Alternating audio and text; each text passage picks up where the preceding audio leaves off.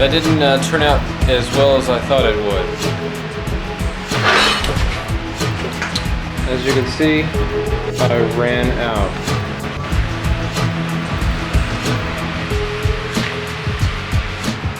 Everything has a white tint in here, even the camera.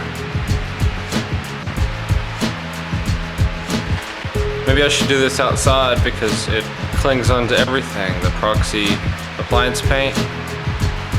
I thought, no, it'll be fine. I think I should have done this outside.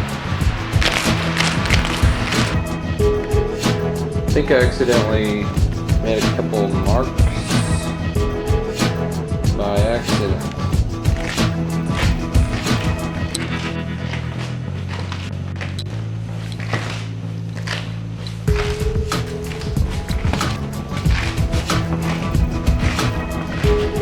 Looks okay though, except for a couple of these. The fact that I ran out of paint, I kind of messed the fan up a little bit.